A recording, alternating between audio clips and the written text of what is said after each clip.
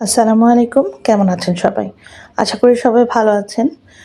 আজকে আপনাদের সামনে আমি নিয়ে আসলাম আমার আজকে বিকেলের নাস্তা চিকেন মোমো। আজকে লোভনীয় মোমো বানিয়েছিলাম। তো চলুন রেসিপিটা শুরু করা যাক।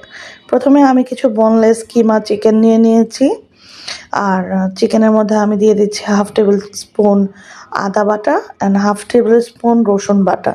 তারপর একদম কুচি করে নেওয়া কাঁচামরিচ এবং পেঁয়াজ পরিমাণ মতো অ্যাড করে দিচ্ছি। এবার অ্যাড করব আমি এখানে 2 টেবিল চামচ সয়া সস, আর তারপরে দিচ্ছি এতে চিলি সস। আমার কাছে ভালো লাগে তাই আমি দিয়েছি 1 টেবিল স্পুন। এরপর দিয়ে দিচ্ছি বারবিকিউ সস 1 টেবিল স্পুন। আর তারপর আমি এটাকে একটু মিক্সড করে নেব। এরপর আমি একটু সামান্য বাটার গলিয়ে গরম করে নিয়েছি, এটা আমি মেখে রাখা চিকেনের উপর দিয়ে দিচ্ছি। তো এই তো দেখছেন দিয়ে দিচ্ছি। এরপর আমি এটা ভালো করে মিক্স করে এক সাইডে রেখে নিব। এবার আমার মোমো শিটগুলো বের করে নিলাম। এখানে আমার মোমো শিট আমি আগেই বানিয়ে ফ্রোজেন করে রেখেছিলাম।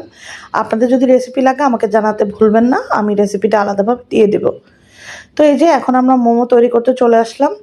এখন এই যে আমি চিকেনের কিমাটা পুরটা ভিতরে দিয়ে, এখন দেখুন এটা একটা টেকনিক যেভাবে করা যায়। আমি এটা অন্থন স্টাইলে করি, এটা আমার কাছে সবচাইতে সহজ মনে হয়, তাই আমি এই স্টাইলটাতেই করি। তো আপনাদেরকেও দেখিয়ে দিচ্ছি। প্রথমে মাঝখানে পুর দিয়ে, তারপর পানি দিয়ে সুন্দর করে এক সাইডে, তারপর আমরা এটাকে সিল করে নেব, লাইক পুলি পিঠার মতো করে নেব। কুলি পিঠার মতো করে এখানে তারপরে একটা মাথায় সামান্য পানি লাগিয়ে দেখুন আমি কিভাবে ঘুরিয়ে এটাকে পেঁচিয়ে দিচ্ছি।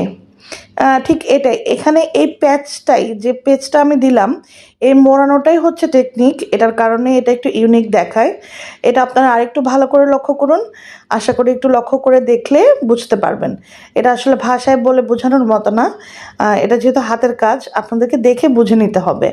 আশা করি আপনারা বুঝতে পারবেন। এই যে দেখুন আমি প্রথমে কুলি পিঠার মতো করে নিচ্ছি, তারপর হচ্ছে আমি আরেক মাথায় একটু পানি দিয়ে দিব।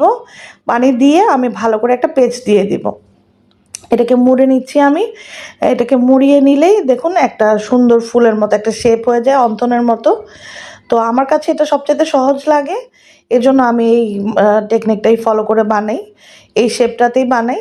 তো এই যে দেখুন আমার বানানো মোটামুটি, এই যে দেখুন আমার দুটো হয়ে গেছে।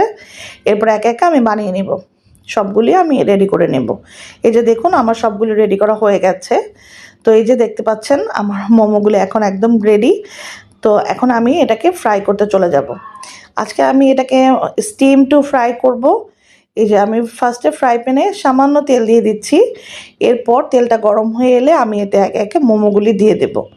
আর মোমোগুলি দিয়ে দেওয়ার পরে আমি এতে সামান্য পানি দিয়ে দেবো স্টিম হওয়ার জন্য, যাতে এটা পানিতে যাতে স্টিম হয়।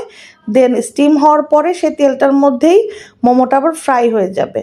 একসাথে স্টিম অ্যান্ড ফ্রাই দুইটাই হলো। এই যে দেখুন আমি ঢাকনাটা কিছুক্ষণ পরে উঠিয়ে আমি মোমোগুলো একটু উল্টে পাল্টে দিচ্ছি, যাতে অপর পিঠটাও সুন্দর মতো হতে পারে। তারপরে এই যে দেখুন আমি একে একে সবগুলো উল্টে নিলাম। এরপর আমি ঢেকে দিলাম, বাস এখানেই এটার কাজ শেষ। এখন আমরা রেডি করব হচ্ছে চিলি অয়েল, মোমোর খাওয়ার যে সসটা, মেইন যে চিলি অয়েল সস সেটা। তো তার জন্য প্রথমে আমি এখানে একটু শুকনো মরিচের গুঁড়া নিয়ে নিলাম 1 টেবিল স্পুন। দেন হচ্ছে আমি সয়া সস নিয়ে নিচ্ছি 1 টেবিল স্পুন।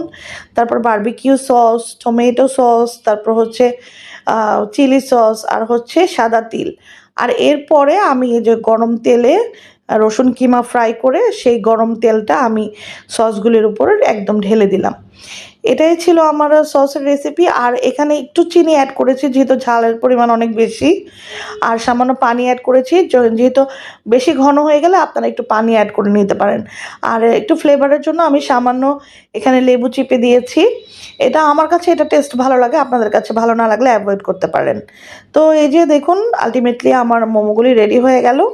এখন এগুলি এই যে একদম পুরোপুরি রেডি। এখন এটা সার্ভিংয়ের পালা। আমি এই যে প্লেটে তুলে নিচ্ছি।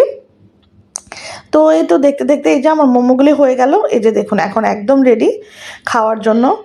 তো আজকে এটাই ছিল আমার আয়োজন। আশা করি আপনাদের কাছে ভালো লেগেছে। ভালো লাগলে আমাকে জানাতে ভুলবেন না।